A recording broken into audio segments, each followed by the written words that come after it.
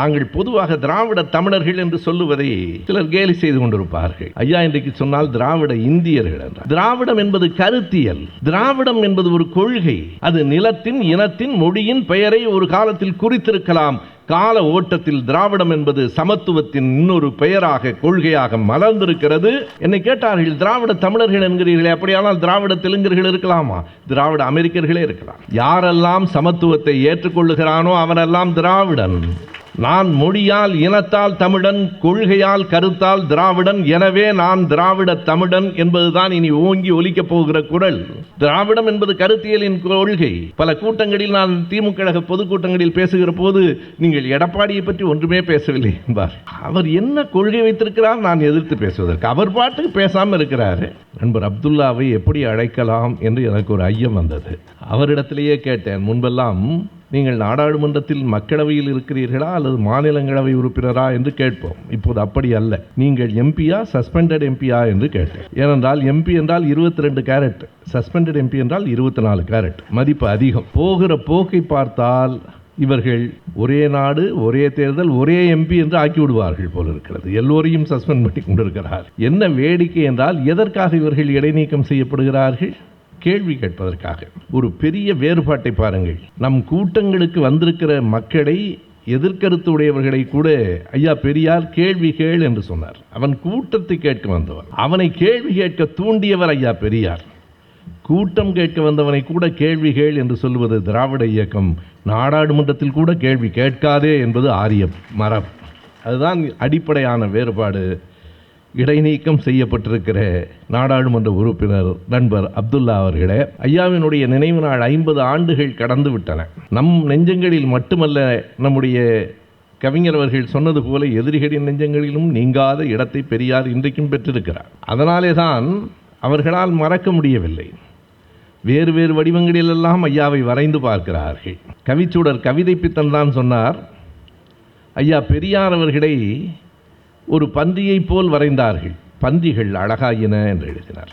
அப்படி வரைந்ததற்கு பிறகு பன்றிகள் அழகாயின என்று எழுதினார்.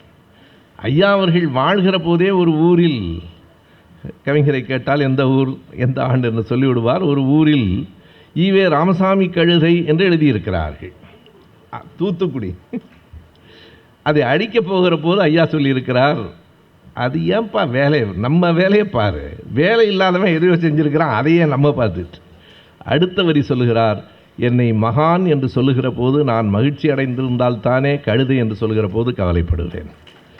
இரண்டை பற்றியும் கவலைப்படாத துறவியை பற்றியெல்லாம் அருள்மொழி பேசினார். உண்மையான புரட்சி துறவி தலைவர் பெரியார் அவர்கள்தான். வாழ்க்கை முழுவதும் தன்னை பற்றிய சிந்தனை இல்லாமல் இந்த மக்களை பற்றியே சிந்தித்த மாமனிதர். அவருடைய வாழ்க்கை வரலாற்றினுடைய 8வது தொகுதி இப்போது வந்திருக்கிறது. நேற்றைக்கு முன்தினம் அந்த புத்தகம் எனக்கு கிடைத்தது, படித்து முடித்து விட்டேன். குறிப்பிட்ட காலத்திற்கான வரலாறு முழுவதுமாக பதிவாகி இருக்கிறது. இந்த 8வது தொகுதியை கையில் எடுக்கிறவர்கள் 1960 64 வரையில் பெரியார் வாழ்வில் ஒவ்வொரு நாடும் தேதியோடு எந்த ஊரில் இருந்தால் என்ன பேசினார், என்னென்ன நிகழ்வுகள் நடந்தன என்கிற பதிவுகள் இருக்கின்றன. எனக்கு தெரிந்து வேறு எந்த கட்சியும் இவ்வளவு பதிவுகளை தாமாகவே வெளியிடுவார்களா என்று தெரியவில்லை. ஏன் தாமாகவே என்று சொல்கிறேன் தெரியுமா? இந்த புத்தகமே எதிரிகளுக்கு ஒரு விதத்தில் பயன்படும். பாருங்கள், திமுகவை ஐயா எவ்வளவு கடுமையாக பேசியிருக்கிறார், காமராஜரையும் பேசியிருக்கிறார். அதுவும் அந்த புத்தகத்திலே இருக்கிறது. ஒன்றை தெளிவாக சொல்ல வேண்டும். அப்துல்லா சொன்னது போல எங்கள் அரசியல் அறம் சார்ந்தது, நேர்மையானது என்பதால் எதையும் மறைக்காமல் வரலாற்றை நாங்களே எடுத்து தருகிறோம், பெற்றுக்கொள்ளுங்கள். எந்த வரலாற்றையும் மறைப்பதில்லை. இப்படித்தான் நடந்தது, இருக்கட்டும், அதனால் என்ன, இப்படி நடந்தது, இப்படி மாற்றங்கள் வந்தன. எனவே 60 64 ஐயா அவர்கள் மிக கடுமையாக திமுக கழகத்தை எதிர்த்து கொண்டிருந்த காலகட்டம். அதுதான் 8வது தொகுதியிலே வந்திருக்கிறது. 8வது தொகுதியில் இடம்பெற்றிருக்கிற 3 செய்திகளை தொட்டு காட்ட வேண்டும் என்று கருதுகிறேன். ஒன்று, நாம் எல்லோரும் அமர்ந்திருக்கிற இந்த நடிகவேள் எம்ஆர் ராதா மன்றம் தொடங்கப்பட்டது அந்த காலகட்டத்திலே தான். 1963 62 மே மாதத்திலே அடிக்கல் நாட்டப்பட்டு 63 ஐயா அவர்களின் பிறந்த நாளில் செப்டம்பர் 17 இந்த அரங்கம் திறக்கப்படுகிறது. ஐயா தான் முடிவெடுக்கிறார். நடிகவேள் எம்.ஆர். ராதா பெயரில் இந்த மன்றம். ஒரு கேள்வி வரும் இல்லையா, காலமெல்லாம் திரைப்படத்தை கடுமையாக பெரியாரை போல எதிர்த்தவர்கள் யாரும் இல்லை. இந்த திறப்பு விழாவிலும் மேடையில் பேசுகிறார். முதலில் நடிகவேள் அவர்கள் தன் பெயரிலேயே மன்றம் திறக்கப்படுகிற போது தான் எப்படி வருவதென்று கூச்சப்பட்டு கொண்டு வரவில்லை. ஆசிரியர் என்ன செய்கிறார் என்றால், ஒருவரை அனுப்பி ஐயா அழைத்து வர சொன்னார் என்று சொல்லி அவரை அழைத்து வர சொல்கிறார். மேடையில் நடிகவேள் அவர்களும் இருக்கிறார்கள். அந்த படம் இந்த புத்தகத்தில் இருக்கிறது, அரிய படம். அவரையும் வைத்துக்கொண்டு தான் ஐயா பேசுகிறார். நடிகவேள் சொல்கிறார், ஒரு சினிமாக்காரன் பெயரை ஐயா எதுக்கு வச்சிருக்கிறாரு? திரைப்படம் பற்றி, கலைகள் பற்றி ஐயாவுக்கு மிக கசப்பான ஒரு கொள்கை இருக்கிறது. அத்தனை கசப்பையும் தாங்கிக் கொண்டு அவர் பின்னாலேயே இருக்கிறவன் என்பதால் இந்த பெயரை வைத்திருக்கிறாரே தவிர நான் ஒரு சிறந்த நடிகன் என்பதற்காகவெல்லாம் இல்லை என்கிறார். அது மட்டுமல்லாமல் இந்த மேடையில் ஐயாவிடத்தில் அது ஐயா பெரியார் அவர்களினுடைய 85வது பிறந்த நாளில் இந்த அரங்கம் திறக்கப்படுகிறது. நடிகவேள் அவர்கள் இந்த 85வது பிறந்த நாளில் நான் 85,000 ரூபாயை கழகத்திற்கு கொடுக்கிறேன் என்று கொடுக்கிறார். இன்றைக்கும் நாம் பார்க்கிறோம்.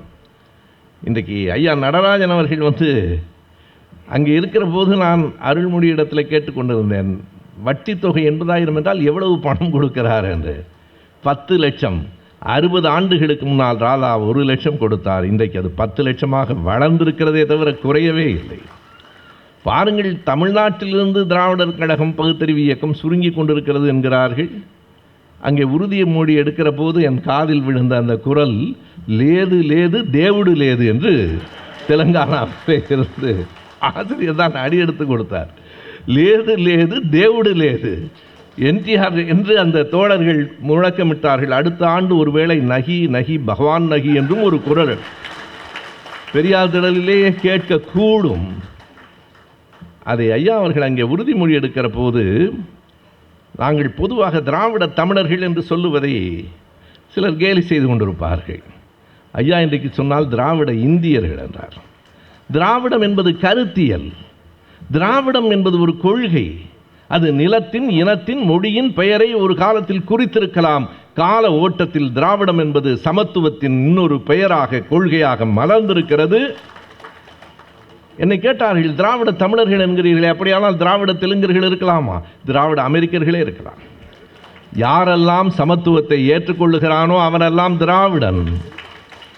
நான் மொழியால், இனத்தால் தமிழன், கொள்கையால், கருத்தால் திராவிடன். எனவே நான் திராவிட தமிழன் என்பதுதான் இனி ஓங்கி ஒலிக்கப் போகிற குரல். திராவிடம் என்பது கருத்தியலின் கொள்கை. பல கூட்டங்களில் நான் திமுக பொதுக்கூட்டங்களில் பேசுகிற போது, நீங்கள் எடப்பாடியை பற்றி ஒன்றுமே பேசவில்லை என்பார். அவர் என்ன கொள்கை வைத்திருக்கிறார் நான் எதிர்த்து பேசுவதற்கு? அவர் பாட்டுக்கு பேசாமல் இருக்கிறாரு. பாருங்கள் நண்பர்களே, காலம் எப்படி மாறுகிறது என்பதற்கு ஒரு செய்தியை சொல்ல வேண்டும். இங்கே தோழர் அருள்மொழி பேசுகிற போது 45 ஐயா சொன்னது எப்படி திரித்து சொல்லப்பட்டு ஆசிரியர் தான் பார்ட்டி இன் பர்சன் என்று நேரடியாக போய் அதை வழக்காடினார். இந்த புத்தகத்தில் இன்னொரு செய்தியும் இருக்கிறது. 1963 ஜூன் 13ஆம் தேதி ஒரு தலையங்கத்தை ஐயா பெரியார் எழுதியிருக்கிறார். என்ன என்றால், இந்துவுக்கு மறுப்பாக எழுதியிருக்கிறார். இந்து என்ன எழுதியிருக்கிறது? பள்ளிக்கூடங்களில் ஜாதி கேட்பது வகுப்புவாதம். நீங்கள் ஜாதி, இன்றைக்கும் பல பேர் அதை சொல்லிக்கொண்டே இருக்கிறார். எது வகுப்புவாதம் என்று ஐயா கேட்டிருக்கிறார். பிறகு அடுத்த நாள் ஜூன் 14ஆம் தேதி மன்னார்குடிக்கு பக்கத்தில் ஒரு கிராமத்தில் பேசுகிற போது இந்து பத்திரிகையை கடுமையாக தாக்கி பேசியிருக்கிறார். நமக்கெல்லாம் தெரியும். ஐயா சொல்லுவார், எப்படி முடிவெடுப்பது என்று எப்போதாவது உங்களுக்கு ஒரு குழப்பம் வந்தால் மவுண்ட் ரோடு மகாவிஷ்ணு என்ன சொல்கிறானோ அதுக்கு எதிராக முடிவெடும்பர். நண்பர்களே, காலம் எப்படி மாறி இருக்கிறது? மவுண்ட் ரோடு மகாவிஷ்ணு என்றும் தமிழர் தலைவர் என்று பெரியாரை பற்றிய ஒரு புத்தகத்தை இன்றைக்கு கொண்டு வந்திருக்கிறார்கள். அது நமக்கு மட்டும் பெருமை இல்லை, அவர்களுக்கும் பெருமை. அவர்களுக்கும் பெருமை. பெரியாரை புரிந்து கொண்டு இன்றைக்கு இந்து நம் பக்கத்தில் வந்திருக்கிறது என்றால், அருளிடத்தில் கேட்டேன், உங்கள் கட்டையும் இருக்காமான்னு கேட்டேன். என்னை கேட்டாங்க, கொடுக்கலன்னு. என்னை கேட்டாங்க, கொடுத்துட்டேன். ஏனென்றால் அது போய் சேர வேண்டிய இடம் அங்குதான். நான் திடலில் பேசுகிற கருப்பு சட்டைகளுக்கு பெரியாரை தெரியும், மற்ற காவி சட்டைகளும் பெரியாரை தெரிந்து கொள்ள வேண்டிய காலத்தில் நாம் இருக்கிறோம். மாற்றங்கள் எவ்வளவு விரைவாக வருகின்றன என்பதற்காக நான் சொல்லுகிறேன். எனவே இந்த புத்தகத்தில் இந்த பெரியார் மன்றம் திறக்கப்பட்ட அந்த நாள் ஐயாவிடத்தில் இந்த முரண்கள் உண்டு. மிக கடுமையாக ஐயா திரைக்கலையை, நடிகர்களை விமர்சனம் செய்தவர். அந்த புத்தகத்திலேயே குறிப்பு இருக்கிறது, இந்த ராதா மன்றம் திறக்கப்படும் நாளில் நம்மோடு இருந்த முன்னாள் தலைவர்கள் ஒரு கூத்தாடியின் பேரில் அரங்கம் திறப்பதா என்கிற அட்டைகளோடு வாசலில் நிற்கிறார்கள். ஒரு ஆர்ப்பாட்டம் நடக்கிறது, அதை மீறித்தான் இந்த அரங்கம் திறக்கப்படுகிறது. அப்போதும் ஐயா சொல்லுகிறார், அதை பற்றிய கருத்துகளில் எனக்கு ஒன்றும் மாற்றம் இல்லை. கலைவாணரும் நடிக வேடும் நம் கருத்துக்களை சொல்கிறார்கள் என்பதற்காக எந்த கூத்தாடியை, கலையை எதிர்த்தாரோ அப்படி கூத்தாடி என்று சொல்லப்பட்ட ஒரு மாபெரும் கலைஞனின் பெயரால் இந்த அரங்கம் திறக்கப்படுகிறது. இந்த அரங்கத்தில் என்னென்ன விழாக்கள் நடக்கும், எதற்காக இந்த அரங்கம்? இந்த புத்தகம் படித்ததற்கு பிறகு நானே ஒரு தெளிவு பெற்றேன். ஆசிரியர் இடத்துல ஒப்புதல் வாக்கு மூலமாக அதை சொல்ல வேண்டும். ஆசிரியர் மறந்திருக்க கூடும். தாம்பரம் பகுத்தறிவாளர் கழகத்தினுடைய செயலாளராக நான் 77-78 ஆண்டுகளிலே இருந்தேன். ஆசிரியருக்கு நினைவிருக்க வாய்ப்பு இல்லை, அப்போது என்னை யாருக்கும் தெரியாது. அப்போது நான் ஒரு கேள்வி கேட்கிறேன், பெரியார் திடலில் எதற்காக கிறிஸ்தவர், ஐயா சொல்லிட்டாங்க, கிறிஸ்தவர்களுக்கு எதற்காக இங்கே மண்டபத்தில் இடம் கொடுக்கிறோம்? ஐயா கிட்ட நான் சண்டை போட்டிருக்கேன். இந்த புத்தகம் படித்த பிறகுதான் எனக்கு புத்தி வருகிறது. ஐயா சொல்கிறார், சென்னையில் ராஜாஜி ஹால் இருக்கு, அது அரசாங்கத்தோடது, சர்க்காரோடது. யார் பேசுகிறீங்கன்னு கேட்பாங்க, கேட்ட உடனே இல்லைன்றுவான். ஏன்னா இந்த பெயர் அவனுக்கு பிடிக்காது. கோகலே ஹால் இருக்கு, அது பெரிய ஆளுகளுக்கு தான் கொடுக்குறான். சென்ட் மேரிஸ் ஹால் இருக்கு, அவங்க நமக்கு பகுத்தறிவு கருத்துக்களுக்கு கொடுக்க மாட்டேங்கிறான். எந்த இடமும் இல்லை. ஒரு இடத்தை ஒருவன் வாடகைக்கு எடுத்தால் அதற்கு பிறகு அந்த இடத்தில் என்ன பேசுவது என்று அவன் முடிவு செய்ய வேண்டும். நீ யார் முடிவு செய்வது? பெரியார் திடலை வாடகைக்கு எடுத்தால் நீங்கள் விரும்புவதை பேசலாம், எங்கள் கருத்தை பேசுவதற்கு இந்த இடம் அல்ல, வாடகைக்கு எடுத்தவர்களுக்கு அந்த உரிமை உண்டு என்று பெரியார் அந்த கூட்டத்தில் சொல்லி இருக்கிறார். அதற்கு பிறகு மூப்பனார் அவர்கள் ஆசிரியரை ஒரு கேள்வி கேட்கிறார். அப்படின்னா புரோகித,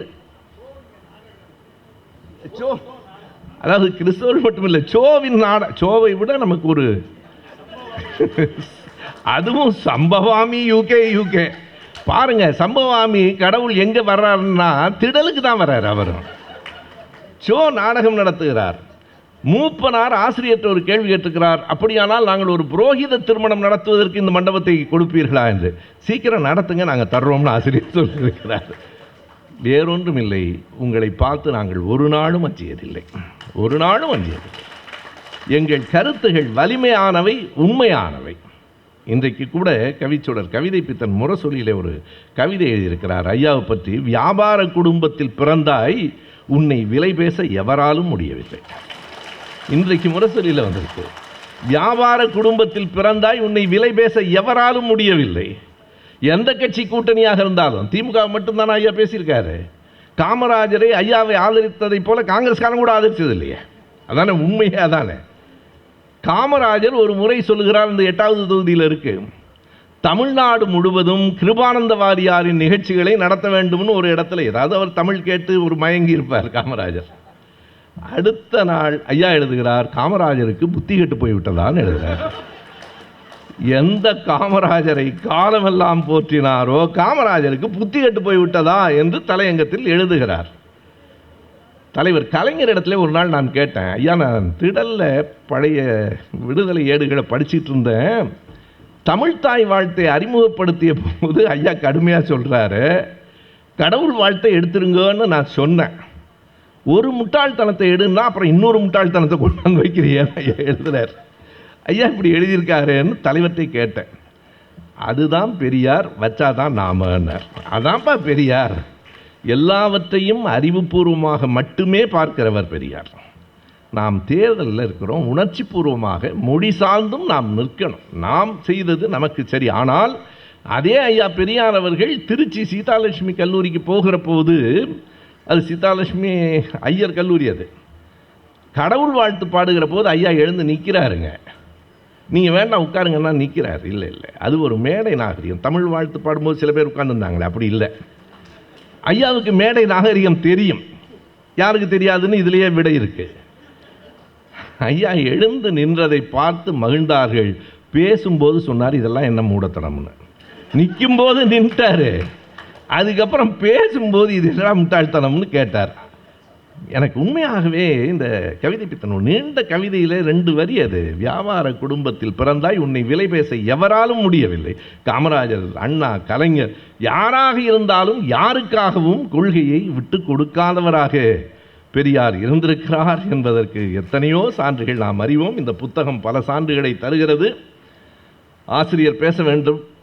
எனக்கு தொடர்புள்ள ஒரே ஒரு செய்தியை, இந்த புத்தகத்திலிருந்து அறிந்து கொண்ட ஒரு செய்தியை சொல்லிவிட்டு நான் நிறைவு செய்கிறேன். என் பிள்ளைகளின் பெயர், மூத்தவன் பெயர் லெனின், இளையவன் பெயர் பாரதிதாசன், என் மகனின் பெயர் இந்திரா. இந்திரா என்கிற பெயர் பலரும் கேட்பார்கள். ஒரு மேல் நாட்டு தலைவர், தென்னாட்டு தலைவர், வடநாட்டு தலைவரான. இல்லை, நான் இந்திரா அம்மாவுக்காக பெயர் வைக்கல. என் மகள் பிறப்பதற்கு சில ஆண்டுகளுக்கு முன்னால் இறந்து போன என் உடன் பிறந்த அக்கா இந்திராவின் பெயரை வைத்தேன். ஆனால் அப்பா கிட்ட ஒரு தரம் கேட்டேன், நான் அக்கா பேர் வச்சேன், நீங்கள் ஏன் அக்காவுக்கு இந்திரான்னு பேர் வச்சேன்னு கேட்டேன். அதற்கு அப்பா சொன்ன விடை இந்த புத்தகத்தில் இருக்கிறது. அப்பா சொன்னார், இந்திராணி பாலசுப்ரமணியம்னு ஒரு சுயமரியாதை இயக்கத்தில், ரொம்ப மகளிர் இயக்கங்களில் பாடுபட்டவங்க, அவங்க தான்ப்பா உங்கள் அம்மாவை மேடையில் ஏற்றி பெரியார் ஐயா சொல்கிறார் நீ மேடையில் பேசுன்னு பேச வைத்தது. 1931 ஜூலை விருதுநகரில் நடைபெற்ற வாலிபர் மாநாட்டுக்கு அம்மா தலைமை. அது எப்படி குடியரசில் இருக்குன்னா, வாலிபர் மாநாட்டில் தலைமை உரையாற்றிய சிறுமி விசாலாட்சியின் உரை. எங்கள் அம்மா பேர் விசாலாட்சி. சிறுமி விசாலாட்சி 11-12 வயது. ஐயா மேடையில் ஏற்றிருக்கிறார். எத்தனை புரட்சிக்கு இன்றைக்கும் பாருங்கள், எத்தனை பிள்ளைகள் ஐயா கிட்ட வந்து புத்தகம் வாங்கினார்கள். வாழையடி வாழையன எங்கள் தத்துவமும் இந்த மண்ணில் நின்று கொண்டே இருக்கு. அப்போ அந்த அம்மா தான்ப்பா ஏற்றி பேசவெல்லாம் வச்சாங்க. அவங்க பேர் பெரியார் அவங்கள்ட்ட ரொம்ப மதிப்பு வச்சிருந்தாருன்னு அப்பா சொன்னார். அவ்வளோதான் எனக்கு தெரியும். இந்த புத்தகத்தில் ஒரு செய்தி இருக்கிறது. 1962ஆம் ஆண்டு இந்திராணி பாலசுப்ரமணியம் அவர்கள் அவருடைய இல்லத்தில் மரணமடைந்தார்.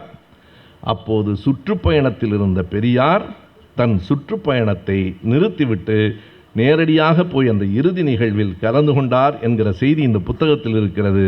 இந்திராணி என்பவர் எவ்வளவு பெரியவர், என் மகளுக்கு சரியாகத்தான் பெயர் வைத்திருக்கிறேன் என்பதை பெரியார் தன் சுற்றுப்பயணத்தை நிறுத்திவிட்டு போகிறார் என்று சொன்னால் அவருடைய தொண்டினை நம்மால் உணர்ந்து கொள்ள முடிகிறது. எனவே இந்த புத்தகம் எனக்கும் பல செய்திகளை புதிதாக கொண்டு வந்தது. ஆசிரியருக்கும் உங்களுக்கும் என் அன்பு வணக்கம். நன்றி.